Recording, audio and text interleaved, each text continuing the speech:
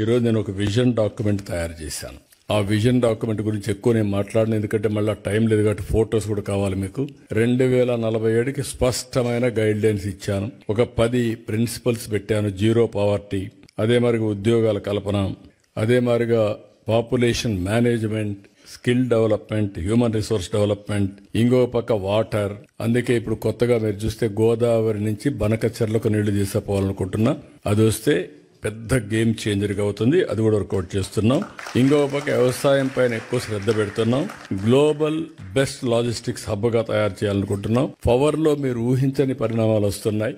ఈ రోజు మీరు చూస్తే ఇంటిపైనే కరెంటు తయారు చేసుకునే పరిస్థితికి వచ్చాం. అదే మరిగా ఈ రోజు విండ్ పవర్ వచ్చింది, అదే మరి పంప్డ్ ఎనర్జీ వచ్చింది, గ్రీన్ ఎనర్జీ వచ్చింది. ఇప్పుడు ఆంధ్రప్రదేశ్ ఒక గ్రీన్ హైడ్రోజన్ హబ్ గా తయారయ్యేదానికి అవకాశాలు వచ్చాయి.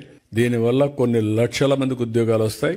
పోర్ట్లు ఉన్నాయి కాబట్టి మన దగ్గర నుంచి మనం ఎక్స్పోర్ట్ చేసే పరిస్థితి కూడా వస్తుంది. దీనికి కూడా శ్రీకారం చుట్టి మనం ముందుకు పోతున్నాం. నేను మిమ్మల్ని అందరినీ ఇంకా ఎక్కువ టైం కాకుండా పాలసీలని తీసుకొచ్చాం, అన్ని తీసుకొచ్చాం.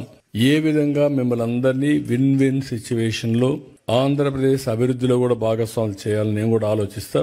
ఫస్ట్ మీరంతా ఎన్ఆర్టీలో మెంబర్స్ గా తయారైతే ఒక డేటా బేస్ వస్తుంది.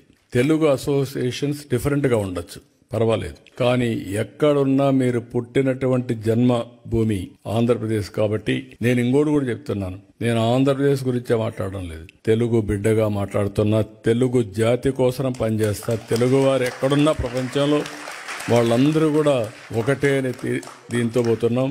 మన తెలుగు జాతి బాగా అభివృద్ధి అయితే దేశం కూడా అభివృద్ధి అవుతుంది. మనం అందరం కూడా ఒక్కసారి ఇది కూడా గుర్తుపెట్టుకోవాలి. ఈరోజు నరేంద్ర మోడీ గారు ఒక డిటర్మినేషన్ తో పనిచేస్తున్నాడు. ఈ దేశానికి ఏదో చేయాలని తపంతో పనిచేస్తున్నాడు.